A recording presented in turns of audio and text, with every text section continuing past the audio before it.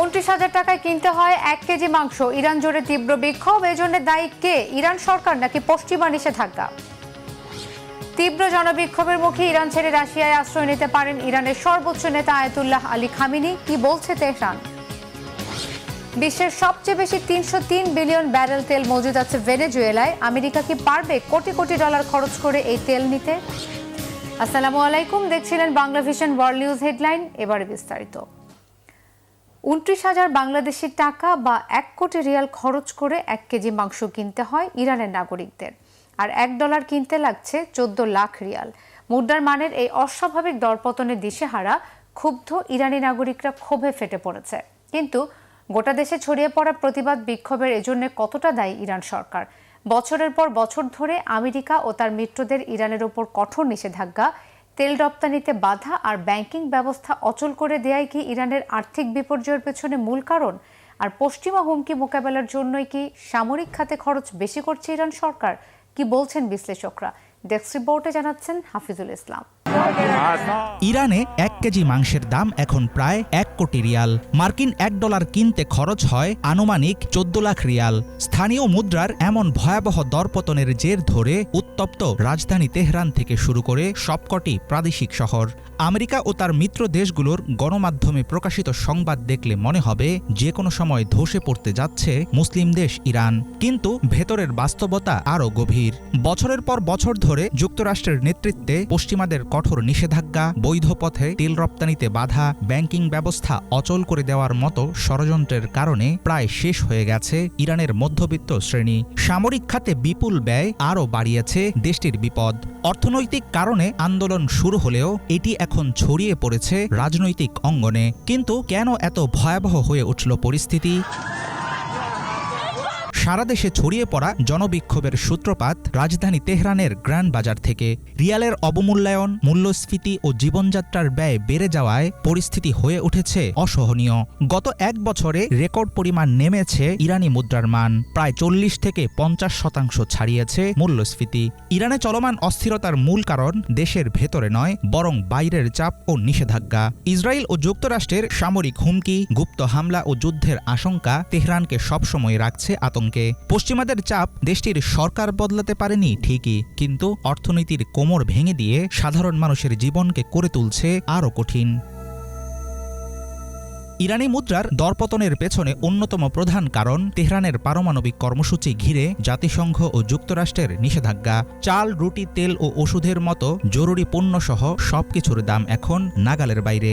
বিশাল তেলের মজুত ও সামরিক দিক থেকে শক্তিশালী হয়ে ওঠার ব্যাপারে বরাবরই জোর গলায় দাবি করে আসছে খামেনি প্রশাসন। চলমান সংকটের মুখে সরকারি সেসব দাবির সত্যতা নিয়ে প্রশ্ন তুলছে সাধারণ মানুষ। দেশের বিভিন্ন স্থানে শোনা গেছে বর্তমান শাসনের বিরুদ্ধে স্লোগান। বিদেশি নিষেধাজ্ঞা, পশ্চিমাদের ষড়যন্ত্রের ব্যাখ্যা তারা আর মানছে না। জনগণ বলছে তাদের দুর্দশার জন্য দায়ী প্রশাসনের দুর্নীতি, অদক্ষ শাসন ও জবাবদিহির অভাব। বর্তমান পরিস্থিতিতে তোপের মুখে পড়েছেন প্রেসিডেন্ট মাসুদ পেজেশকিয়ান। সরকারের অভ্যন্তরীণ বিরোধ ও রাজনৈতিক চাপের কারণে কার্যকর পদক্ষেপ নিতে ব্যর্থতার অভিযোগ উঠেছে তার বিরুদ্ধে। অন্যদিকে সর্বোচ্চ নেতা আয়াতুল্লাহ আলী খামেনি চলমান বিক্ষোভকে শত্রুর উস্কানি বলে মন্তব্য করেছেন। সেই সাথে তিনি হুঁশিয়ারি দিয়েছেন দাঙ্গাবাজদের কঠোর হাতে দমনের। সরকারের পক্ষ থেকে কোথাও প্রতিশ্রুতি দেয়া হচ্ছে, কোথাও দেখানো হচ্ছে কঠোরতা। এমনকি বিক্ষোভকারীদের মৃত্যুর ঘটনাও ঘটেছে। ইন্টারনেট নিয়ন্ত্রণ, গণগ্রেফতার ও নিরাপত্তা বাহিনীর চাপে দমানো যায়নি জনতার ক্ষোভ। ইরান জুড়ে ফুঁসে ওঠা আন্দোলনের শেকড় অনেক গভীরে। আঞ্চলিক রাজনীতিতে প্রভাব তৈরি, সামরিক সক্ষমতা বৃদ্ধি কিংবা বিদেশি শক্তির সঙ্গে সংঘাতে জড়ানো, এসব নিয়ে সাধারণ মানুষের আগ্রহ খুবই কম। তাদের চাওয়া নিরাপদ জীবন, কাজ ও খাবারের নিশ্চয়তা এবং ব্যক্তিগত স্বাধীনতা ও সম্মান নিয়ে বেঁচে থাকার অধিকার। এমন ভয়াবহ সংকটেও আগামী 2 বছরে 30টি স্যাটেলাইট উৎক্ষেপণের পরিকল্পনা নিয়েছে ইরান। এই ধরনের পদক্ষেপ আরও বাড়িয়েছে জনগণের ক্ষোভ। সরকারের বিভিন্ন উচ্চাভিলাষী প্রকল্প অভ্যন্তরীণ পরিস্থিতি সামাল দিতে কাজে আসবে কিনা তা নিয়ে রয়েছে ব্যাপক সংশয়। হাফিজুল ইসলাম, বাংলা ভিশন। এদিকে তীব্র জনবিক্ষোভের মুখে ইরান ছেড়ে রাশিয়ায় আশ্রয় নিতে ইরানের সর্বোচ্চ ধর্মীয় নেতা আয়াতুল্লাহ আলী খামেনি প্রস্তুত রয়েছেন বলে দাবি করেছে ব্রিটিশ গণমাধ্যম দ্য টাইমস সহ বেশ কয়েকটি সংবাদ মাধ্যম। তবে এই ব্যাপারে কোনো মন্তব্য করেনি ইরান ও রাশিয়া। এমন পরিস্থিতির মাঝে ইরানে বিক্ষোভ আর প্রাণহানি অবিলম্বে বন্ধ না হলে দেশটিতে আবারও হামলার হুমকি দিয়েছেন মার্কিন president Donald Trump. President Nicolas মাদুরোকে অপহরণ করে ভেনেজুয়েলা থেকে যুক্তরাষ্ট্রে নেওয়ার পরদিন ইরানকে আবারও হুঁশিয়ার করেছেন মার্কিন প্রেসিডেন্ট ট্রাম্প। এয়ারফোর্স ওয়ানে সাংবাদিকদের প্রশ্নের জবাবে ট্রাম্প বলেছেন, ইরানকে নিবিড় পর্যবেক্ষণে রেখেছে যুক্তরাষ্ট্র। আগের মতো বিক্ষোভকারীদের হত্যার প্রবণতা থেকে তেহরান না সরলে ব্যাপক হামলার হুমকি দিয়েছেন তিনি। ইরানের মুদ্রা, ইরানি রিয়ালের ব্যাপক দরপতনের জেরে শুরু হওয়া বিক্ষোভে রবিবার পর্যন্ত অন্তত 16 জন নিহত হয়েছে। এমন পরিস্থিতিতে ইরানের সর্বোচ্চ নেতা আয়াতুল্লাহ আলী খামেনি বিক্ষোভকারীদের হুঁশিয়ার করে বলেছেন, চাপের মুখে নতি স্বীকার করবে না সরকার। একে যুক্তরাষ্ট্র আর ইসরায়েলের ষড়যন্ত্র বলেও মন্তব্য করেছেন তিনি। এমন অবস্থায় ব্রিটিশ গণমাধ্যম দ্য টাইমসের প্রতিবেদনে দাবি করা হয়েছে, বিক্ষোভ সামাল দিতে না পারলে বিকল্প পরিকল্পনা প্রস্তুত রেখেছেন খামি। দাবি করা হয়েছে, নিজের উত্তরসূরি ছেলে মোজতবা খামেনি সহ অন্তত 20 ঘনিষ্ঠ জনকে নিয়ে রাশিয়ায় পালিয়ে যেতে পারেন তিনি। আমেরিকায় বন্দী ভেনেজুয়েলার প্রেসিডেন্ট নিকোলাস মাদুরো ও তার স্ত্রীকে সোমবার নিউ ইয়র্কের আদালতে তোলা হয়েছে। সেখানে তার বিচার কার্যক্রম শুরু হওয়ার কথা রয়েছে। এদিকে ভেনেজুয়েলার অন্তর্বর্তী প্রেসিডেন্ট ডেলসি রড্রিগেজ আমেরিকার কথা মতো কাজ না করলে মাদুরোর চেয়েও ভয়ঙ্কর পরিণতি ভোগ করতে হবে, এই হুঁশিয়ারিও করে দিয়েছেন মার্কিন প্রেসিডেন্ট ডোনাল্ড ট্রাম্প। আবারও দেশটির হামলার হুমকিও দিয়েছেন তিনি। নিকোলাস মাদুরোর মুক্তি চেয়ে বিক্ষোভে উত্তাল ভেনেজুয়েলা। শহীদ আরাফাতের ডেস্ক রিপোর্ট। মার্কিন প্রেসিডেন্ট ডোনাল্ড ট্রাম্প বললেন, উই আর ইনচার্জ, অর্থাৎ ভেনেজুয়েলার নিয়ন্ত্রণ এখন থেকে যুক্তরাষ্ট্রের কবজায়। রবিবার ওয়াশিংটনে ফেরার আগে সাংবাদিকদের এমন বিস্ফোরক কথা বলেন তিনি। মার্কিন প্রেসিডেন্ট বলেন, ভেনেজুয়েলা একটি মৃত দেশে পরিণত হয়েছে, এটি যুক্তরাষ্ট্রের অধীনে থেকে পুনর্নির্মাণ করা হবে। তেল খাতে বড় ধরনের বিনিয়োগ ছাড়া ভেনেজুয়েলাকে ফের দাঁড় করানো সম্ভব না। প্রেসিডেন্ট ট্রাম্প হুঁশিয়ারি দিয়ে বলেন, যুক্তরাষ্ট্রের এই পরিকল্পনা অনুযায়ী ভেনেজুয়েলার অন্তর্বর্তী প্রেসিডেন্ট ডেলসি রদ্রিগেজ কাজ না করলে তাকে মাদুরোর চেয়ে ভয়ঙ্কর পরিণতি ভোগ করতে হবে। ভেনেজুয়েলা এখন একটি মৃত দেশ। এটিকে ফের ঢেলে সাজাতে তেল কোম্পানিগুলোতে আমাদের বড় বিনিয়োগ করতে হবে।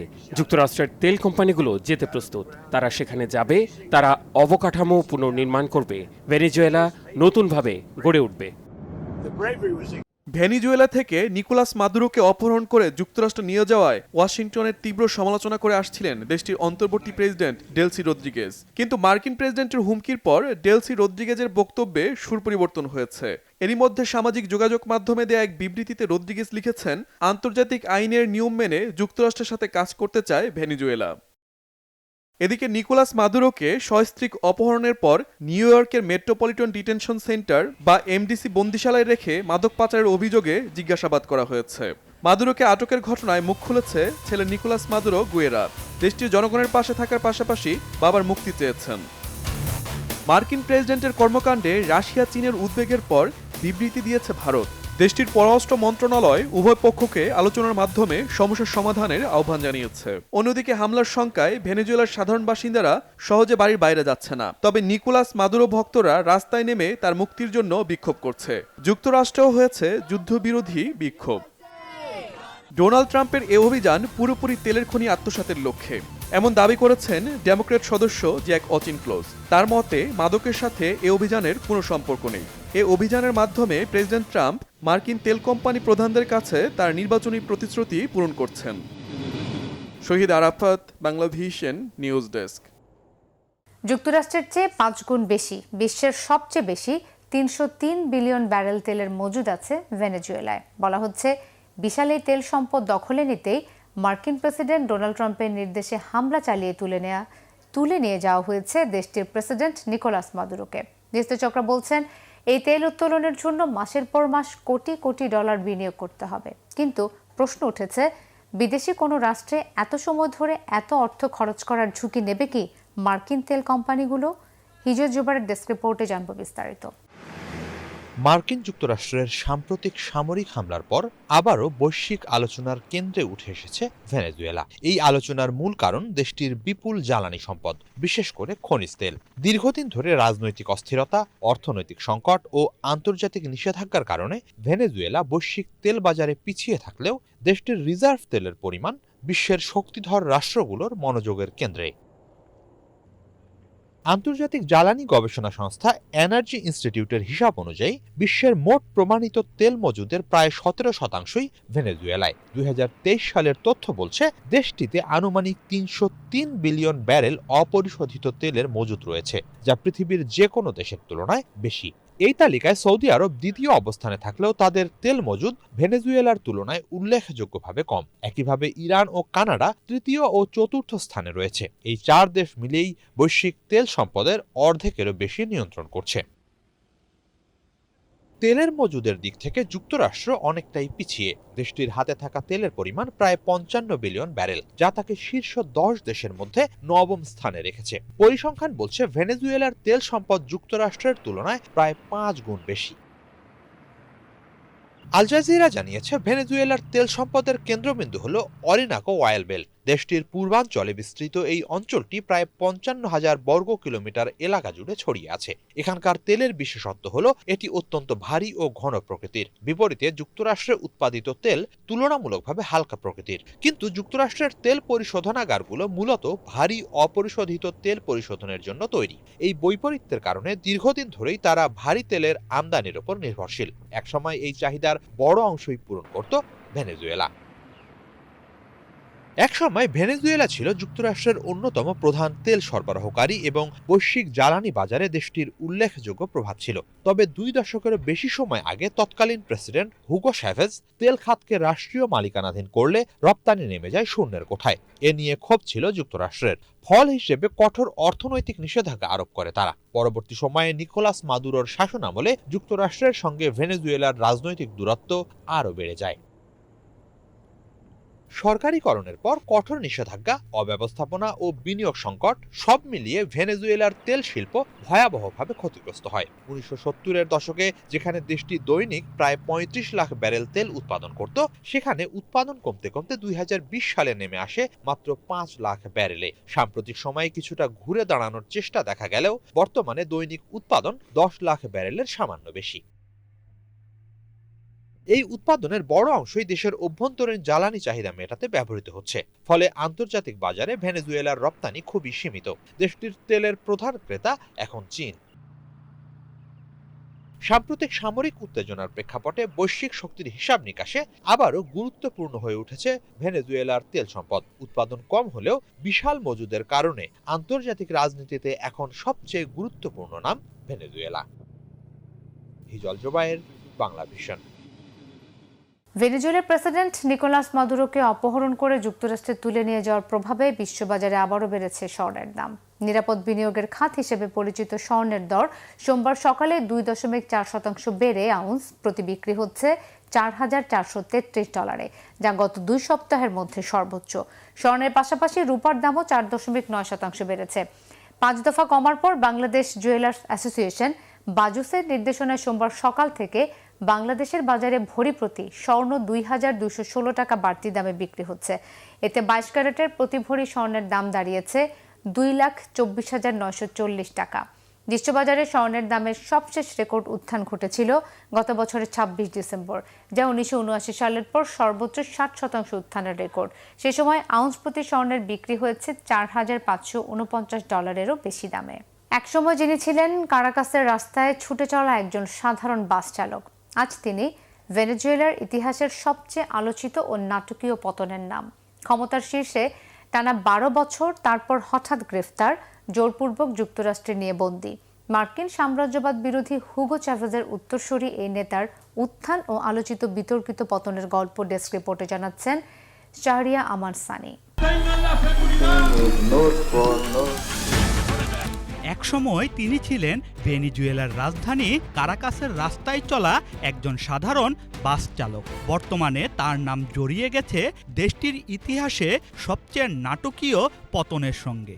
নিকোলাস মাদুরোর 12 বছরের শাসন হঠাৎ করেই সমাপ্ত হয়ে গেছে। গত 3 জানুয়ারি ভেনেজুয়েলায় মার্কিন ডেল্টা ফোর্সের হাতে গ্রেপ্তার হন মাদুরো। পরে তাকে জোরপূর্বক নিয়ে যাওয়া হয় যুক্তরাষ্ট্রে। সমাজতান্ত্রিক বিপ্লব ধ্বংসের ষড়যন্ত্রকারী যুক্তরাষ্ট্রের কারাগারেই এখন বন্দী তিনি। 1962 সালের 23 নভেম্বর জন্ম নেওয়া নিকোলাস মাদুরোর রাজনৈতিক জীবন শুরু হয় একেবারে তৃণমূল থেকে। দ্য গার্ডিয়ানে প্রকাশিত তথ্য অনুযায়ী ভেনিজুয়েলার রাজধানী কারাকাসের উপকণ্ঠে এক সরকারি স্কুলে ছাত্র ইউনিয়নের নেতা হিসেবে তিনি রাজনীতির মঞ্চে আসেন। উচ্চশিক্ষা শেষ করতে না পারলেও সহপাঠীদের কাছে তিনি ছিলেন আপোষহীন এক চরিত্র। 1986 সালে প্রথমবার কিউবায় যান মাদুরো। সেখানেই হাই স্কুল পরবর্তী আনুষ্ঠানিক শিক্ষা নেন তিনি। দেশে ফিরে কাজ শুরু করেন কারাকাস মেট্রোর বাস চালক হিসেবে। তারপর শ্রমিক ইউনিয়নের নেতা হিসেবে তার উত্থান ঘটে। একসময় পরিণত হন তৎকালীন রাষ্ট্রনেতা হুগো চাভেজের অন্ধ অনুসারীতে। সেই সময় ভেনিজুয়েলায় হুগো চাভেজের নেতৃত্বে সামরিক অভ্যুত্থান ব্যর্থ হলেও গড়ে ওঠে রাজনৈতিক আন্দোলন। সেখানে যোগ দেন মাদুরো। 1998 সালে চাভেজ রাষ্ট্র ক্ষমতায় এলে দ্রুতই নজরে পড়েন মাদুরো। জাতীয় পরিষদের 6 বছর দায়িত্ব পালনের পর 2006 সালে হয়ে যান দেশের পররাষ্ট্রমন্ত্রী, এরপর ভাইস প্রেসিডেন্ট। 2013 সালে ক্যান্সারে আক্রান্ত হয়ে হুগো চাভেজ মারা গেলে উত্তরসূরি হিসেবে মাদুরোকেই বেছে নেন তিনি। তখন মাদুরোকে বিদ্রূপ করে অনেকে মন্তব্য করেছিল তিনি কেবলই চাভেজের ছায়া। নির্বাচনে জয়ী হয়ে প্রথম মেয়াদে প্রেসিডেন্ট হন মাদুরো। নিকোলাস মাদুরো ভেনিজুয়েলার ক্ষমতায় বসার পরপরই শুরু হয় ব্যাপক বিক্ষোভ। বিরোধীদের দমন করতে নির্মম পথে এগোয় নিরাপত্তা বাহিনী। 2014 সালের আন্দোলনে প্রাণ হারান অন্তত 43 জন। 2015 সালে 16 বছরের মধ্যে প্রথমবার সংসদের নিয়ন্ত্রণ হারায় মাদুরোর দল। এরপর 2017 সালে তিনি গঠন করেন সংবিধান পরিষদ। মানবতা বিরোধী অপরাধে তার বিরুদ্ধে তদন্ত শুরু করে আন্তর্জাতিক অপরাধ আদালত। 2018 সালে সামরিক কুচকাওয়াজে ভাষণ দিতে গিয়ে ড্রোন হামলার মুখে পড়েন মাদুরো। 2018 সালের নির্বাচনে প্রায় বিনা প্রতিদ্বন্দ্বিতায় জয়ী হন নিকোলাস মাদুরো। কিন্তু পশ্চিমা অনেক দেশ এই ফলাফল মানতে অস্বীকৃতি জানায়। এরপর আসে 2024 সালের বিতর্কিত নির্বাচন। বিরোধী প্রার্থী মারিয়া মাচোদাকে নির্বাচনে দাঁড়াতেই দেয়নি মাদুরপন্থী সরকার। ভোটের ফল প্রকাশ ছাড়াই মাদুরোকে বিজয়ী ঘোষণা করা হয়। 2025 সালের জানুয়ারিতে তৃতীয় মেয়াদে শপথ নেন তিনি। মাদুরোর ক্ষমতা গ্রহণের কাছাকাছি সময়ে যুক্তরাষ্ট্রের দ্বিতীয় মেয়াদে ক্ষমতায় ফেরেন প্রেসিডেন্ট ডোনাল্ড ট্রাম্প। তার আদেশে ক্যারিবীয় অঞ্চলে বাড়ে মার্কিন সামরিক উপস্থিতি। ভেনিজুয়েলার বিরুদ্ধে মাদক পাচার ও নার্কো নেটওয়ার্ক চালানোর অভিযোগ এনে সশস্ত্র অভিযান শুরু করে যুক্তরাষ্ট্র। পাল্টাপাল্টি হুমকি আর উত্তপ্ত পরিস্থিতিতে ট্রাম্পের আগ্রাসী মনোভাবের চূড়ান্ত পরিণতি ছিল নিকোলাস মাদুরোর গ্রেফতার। বাস চালক থেকে প্রেসিডেন্ট এবং প্রেসিডেন্ট থেকে বন্দী, মাদুরোর গল্প শেষ হলো এক নাটকীয় পতনের মধ্য দিয়ে। এখন প্রশ্ন একটাই, মাদুরো পরিবর্তী ভেনিজুয়েলা কোন পথে হাঁটবে? শাহরিয়ামান সানি, বাংলা ভিশন। নিকোলাস মাদুরোকে তুলে নেওয়ার রেশ কাটতে না কাটতেই ডোনাল্ড ট্রাম্পের তর্জনী এখন কলম্বিয়া আর কিউবার দিকে। মাদুরো যখন কারাবন্দী জীবনের প্রস্তুতি নিচ্ছেন, তখন কলম্বিয়াকে নিশানা করে হুমকি দিচ্ছেন ট্রাম্প। ট্রাম্প পরিষ্কার করে দিয়েছেন তিনি শুধু ভেনেজুয়েলা ঠিক করে ক্ষান্ত হবেন না। 5 জানুয়ারি গভীর রাতে এয়ারফোর্স ওয়ানে সাংবাদিকদের সঙ্গে আলাপকালে কলম্বিয়ার সম্ভাব্য সামরিক অভিযানের ইঙ্গিত দিয়েছেন তিনি। বিস্তারিত মির ফজলে রাব্বি ডেস্ক রিপোর্টে। নতুন বছরের শুরুতে ভেনিজুয়েলায় শাসন পরিবর্তনের নাটক মঞ্চস্থ করে পুরো বিশ্বকে অবাক করে দিয়েছেন মার্কিন প্রেসিডেন্ট ডোনাল্ড ট্রাম্প। ক্যালেন্ডারের পাতায় বছরটা 2026 হলেও একবিংশ শতাব্দীর সবচেয়ে নগ্ন সাম্রাজ্যবাদের নজির দেখাচ্ছেন তিনি। ভেনিজুয়েলার দুর্গ ভেঙে নিকোলাস মাদুরোকে তুলে নেওয়ার রেশ কাটতে না কাটতেই ডোনাল্ড ট্রাম্পের তর্জনী এখন কলম্বিয়া আর কিউবার দিকে। মাদুরো যখন কারাবন্দী জীবনের প্রস্তুতি নিচ্ছেন, তখন কলম্বিয়াকে নিশানা করে হুমকি দিচ্ছেন ট্রাম্প। ট্রাম্প পরিষ্কার করে দিয়েছেন তিনি শুধু ভেনেজুয়েলা ঠিক করে ক্ষান্ত হবেন না, তার রাডার এখন কলম্বিয়ার ড্রাগ লর্ড আর কিউবার কমিউনিস্ট শাসন। 5 জানুয়ারি গভীর রাতে এয়ারফোর্স ওয়ানে সাংবাদিকদের সঙ্গে আলাপকালে কলম্বিয়ায় সম্ভাব্য সামরিক অভিযানের ইঙ্গিত দিয়েছেন তিনি। কলম্বিয়ার প্রেসিডেন্ট গুস্তাভো পেত্রোর প্রতি কড়া হুঁশিয়ারি উচ্চারণ করেছেন মার্কিন প্রেসিডেন্ট। এক প্রতিবেদনে এমনটাই জানিয়েছে মার্কিন সংবাদ মাধ্যম রয়টার্স। পেত্রোকে একজন অসুস্থ মানুষ হিসেবে অভিহিত করে ট্রাম্প দাবি করেন, কলম্বিয়া বর্তমানে যুক্তরাষ্ট্রে কোকেন উৎপাদন ও সরবরাহের প্রধান কেন্দ্রে পরিণত হয়েছে। মার্কিন প্রেসিডেন্ট স্পষ্টভাবে জানিয়ে দেন, পেত্রো এভাবে বেশিদিন কর্মকাণ্ড চালিয়ে যেতে পারবেন না। যুক্তরাষ্ট্র কলম্বিয়াতেও সামরিক অভিযান চালাবে কিনা এমন প্রশ্নের জবাবে ট্রাম্প বলেন, এ ধরনের পরিকল্পনা তার কাছে ইতিবাচক বা ভালো মনে হচ্ছে। কলম্বিয়ার পাশাপাশি কিউবা নিয়েও নিজের মনোভাব ব্যক্ত করেছেন ট্রাম্প। কলম্বিয়ার ইতিহাসে প্রথমবারের মতো একজন বামপন্থী নেতা হিসেবে গুস্তাভো পেত্রো প্রেসিডেন্ট হওয়ার পর থেকে ট্রাম্পের সাথে কলম্বিয়ার সম্পর্কের টানাপোড়েন আরও স্পষ্ট হয়েছে। ভেনেজুয়েলায় মার্কিন অভিযানের কড়া নিন্দা জানিয়ে পেত্রো একে সার্বভৌমত্বের ওপর হামলা বলায় ট্রাম্প আরও ক্ষিপ্ত হয়েছেন। ফলে ভেনেজুয়েলার মতো কলম্বিয়াতেও তিনি ড্রাগ লর্ড দমনের নামে ড্রোন হামলা বা স্পেশাল ফোর্স পাঠাতে পারেন বলে মনে করছেন অনেকে। তবে কিউবার ক্ষেত্রে ট্রাম্পের কৌশল কিছুটা ভিন্ন। তিনি মনে করেন দুর্বল অর্থনীতির কারণে কিউবা ভেতর থেকেই ভেঙে পড়বে। তবে তিনি কিউবান বংশোদ্ভূত আমেরিকানদের সমর্থন পেতে এবং গণতন্ত্র প্রতিষ্ঠার দোহাই দিয়ে হাভানার উপর কঠোর অবরোধ বা সরাসরি নৌ অবরোধ আরোপ করতে পারেন। ভেনেজুয়েলায় ডোনাল্ড ট্রাম্পের আকস্মিক সামরিক অভিযান এবং প্রেসিডেন্ট নিকোলাস মাদুরোকে আটকের ঘটনায় বিশ্বজুড়ে তীব্র নিন্দার ঝড় উঠেছে। এই ঘটনাকে স্বাধীন রাষ্ট্রের সার্বভৌমত্বের অগ্রহণযোগ্য লঙ্ঘন বলে অভিহিত করেছে রাশিয়া। উদ্বেগ প্রকাশ করেছেন চীন, যুক্তরাজ্য ও ব্রাজিল সহ বিভিন্ন দেশের রাষ্ট্রপ্রধানেরা। তবে এসব সমালোচনা থোড়াই কেয়ার করছেন ট্রাম্প। ডোনাল্ড ট্রাম্পের কাছে যেন লাতিন আমেরিকা কোনো সার্বভৌম রাষ্ট্রপুঞ্জ নয়, বরং কেবলই এক বিশাল রিয়েল এস্টেট প্রজেক্ট। কিউবা থেকে কলম্বিয়া প্রতিটি দেশ যেন এক একটি প্লট, যেখানে তিনি নিজের ইচ্ছে মতো সীমানা টানছেন। বিশ্লেষকদের অনেকে মনে করছেন 2026 সালের এই সময়ে দাঁড়িয়ে যুক্তরাষ্ট্র যে আচরণ করছে তাকে আর কূটনীতি বলা চলে না, এটি স্রেফ কর্পোরেট গুন্ডামি। ট্রাম্পের কাছে গুস্তাভো পেত্রো বা কিউবার শাসকরা কোনো রাজনৈতিক প্রতিপক্ষ নন, বরং তার ব্যবসায়িক সাম্রাজ্যের পথে বাধা হয়ে দাঁড়ানো কিছু অবাধ্য ভাড়াটে। ভেনেজুয়েলার তেলের পর এখন তার লক্ষ্য কলম্বিয়ার কফি আর কিউবার বন্দর। ট্রাম্পের এই সাম্রাজ্যবাদী আগ্রাসন প্রমাণ করছে ওয়াশিংটনের ডিকশনারিতে সার্বভৌমত্ব শব্দটির বদলে এখন কেবল প্রফিট আর লিজ শব্দগুলোই অবশিষ্ট আছে। মীর ফজলে রাব্বি, বাংলা ভিশন। রাশিয়ার তেল কেনা বন্ধ না করলে শুল্কের বোঝা আরও বাড়বে বলে ভারতকে হুঁশিয়ার করে দিয়েছেন মার্কিন প্রেসিডেন্ট ডোনাল্ড ট্রাম্প। ট্রাম্পকে খুশি রাখা জরুরি।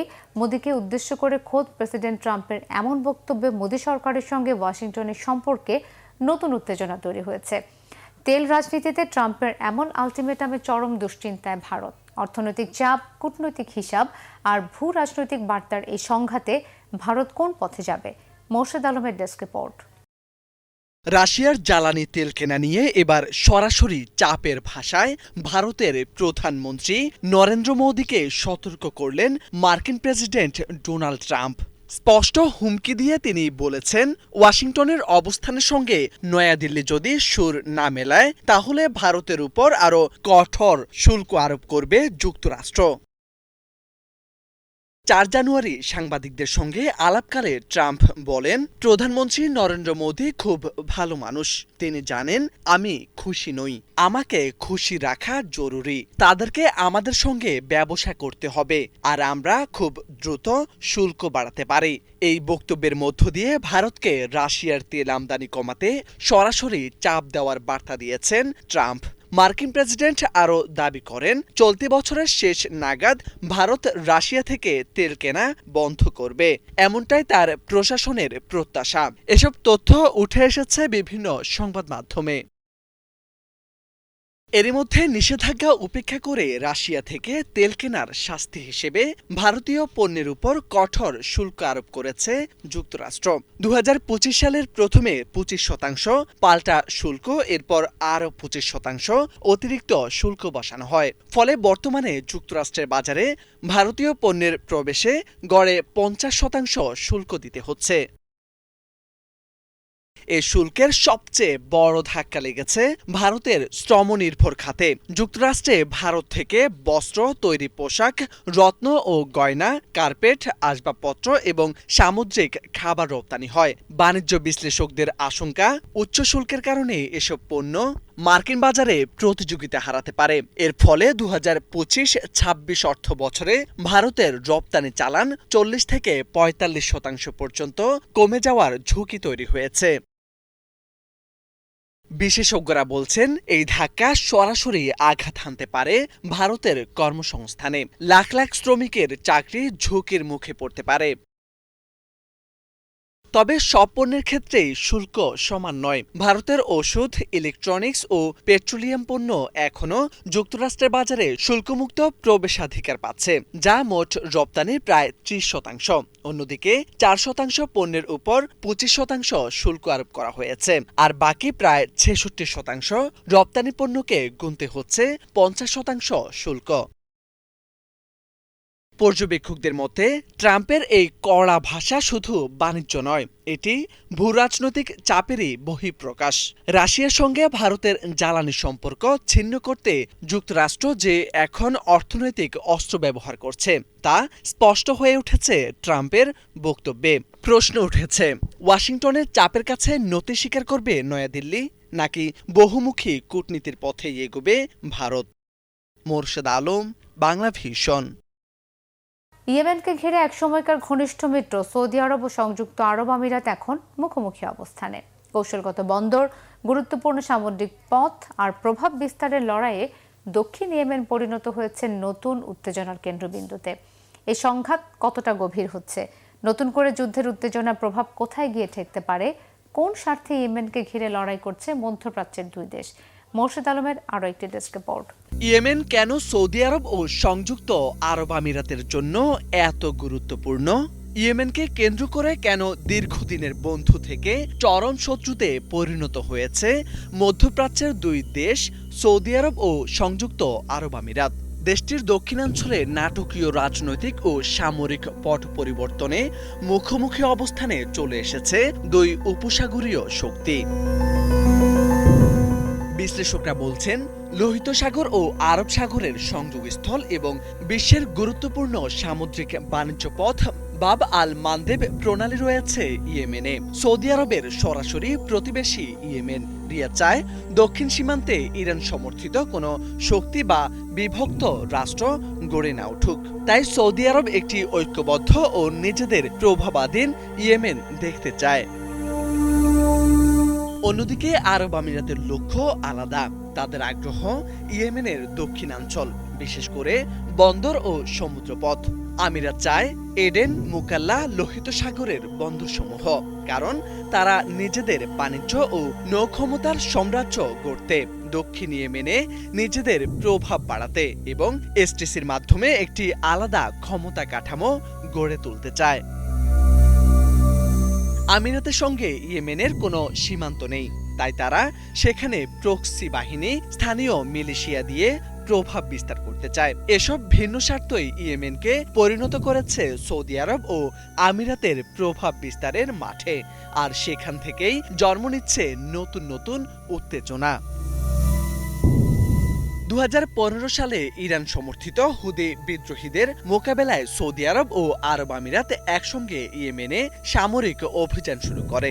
লক্ষ্য ছিল আন্তর্জাতিকভাবে স্বীকৃত ইয়েমেন সরকারকে পুনরায় ক্ষমতায় ফেরানো, কিন্তু সময়ের সঙ্গে সঙ্গে সেই জোটে ফাটল ধরে। এখন ইয়েমেনে সৌদি আরব ও আমিরাত ভিন্ন ভিন্ন প্রতিদ্বন্দ্বী গোষ্ঠীর পক্ষে অবস্থান নেয়। 2 জানুয়ারি আমিরাত সমর্থিত বিচ্ছিন্নতাবাদী গোষ্ঠী সাউদার্ন ট্রানজিশনাল কাউন্সিল এসটিসি দক্ষিণ ইয়েমেনে নতুন করে যুদ্ধ শুরুর ঘোষণা দেয়। তাদের অভিযোগ, তেল সমৃদ্ধ হাজমাউথ প্রদেশে সৌদি আরব সমর্থিত স্থলবাহিনী ও সৌদি বিমান হামলায় অন্তত 7 জন নিহত হয়েছেন। এর আগে মুকাল্লা বন্দরে চালানো আরেকটি বিমান হামলাকে ঘিরে পরিস্থিতি আরও জটিল হয়ে ওঠে। সৌদি নেতৃত্বাধীন জোট অভিযোগ করে আরব আমিরাতে বিচ্ছিন্নতাবাদীদের জন্য সামরিক সরঞ্জাম পাঠিয়েছে। যদিও আবুধাবি অভিযোগ অস্বীকার করে জানায় ওই জাহাজগুলো ইয়েমেনে অবস্থানরত তাদের নিজস্ব বাহিনীর ব্যবহারের জন্য পাঠানো হয়েছিল। এসব তথ্য উঠে এসেছে বিবিসির প্রতিবেদনে। সবশেষ পরিস্থিতিতে সৌদি আরব ইয়েমেনের দক্ষিণে সক্রিয় সব সশস্ত্র গোষ্ঠীকে রিয়াদে সংলাপে বসার জন্য আহ্বান জানিয়েছে। তবে মাঠের বাস্তবতা বলছে সংঘাতের গতি কমার বদলে পরিস্থিতি আরও জটিল হয়ে উঠেছে। এদিকে আন্তর্জাতিকভাবে স্বীকৃত ইয়েমেন সরকারের সৈন্যরা ৪ জানুয়ারি আরব সাগরের বন্দর শহর মুকাল্লায় প্রবেশ করে এবং পূর্বাঞ্চলীয় বন্দর ও হাজমাউথ প্রদেশের রাজধানী পুনরুদ্ধারের ঘোষণা দেয়। সৌদি সমর্থিত বাহিনী ইতিমধ্যে সৌদি সীমান্ত সংলগ্ন বিস্তীর্ণ হাজমাউথের গুরুত্বপূর্ণ বেশ কয়েকটি অবস্থানের নিয়ন্ত্রণ নেয়, যা রিয়াদের জন্য কৌশলগতভাবে অত্যন্ত গুরুত্বপূর্ণ। সাম্প্রতিক বিমান হামলা, পাল্টাপাল্টি অভিযোগ এবং আমিরাতি বাহিনী প্রত্যাহারের ঘোষণার পরও বিশ্লেষকদের মতে বাস্তবে এটি দুই উপসাগরীয় শক্তির মধ্যে একটি নতুন প্রক্সি যুদ্ধের দিকেই এগিয়ে যাচ্ছে। কারণ আমিরাত সরাসরি সেনা সরালেও তাদের সমর্থিত এসটিসির অগ্রযাত্রা থামার কোনো স্পষ্ট ইঙ্গিত নেই। পর্যবেক্ষকদের আশঙ্কা, ইয়েমেনের দক্ষিণে যে আগুন জ্বলছে তা যদি নিয়ন্ত্রণের বাইরে চলে যায় তাহলে এই সংঘাত শুধু ইয়েমেনে নয় বরং পুরো মধ্যপ্রাচ্যের নিরাপত্তা ভারসাম্যকেই অনিশ্চয়তার মুখে ঠেলে দেবে। মোর্শেদ আলম, বাংলা ভিশন। এই ছিল আজকের মতো। এতক্ষণ সাথে থাকায় ধন্যবাদ সবাইকে।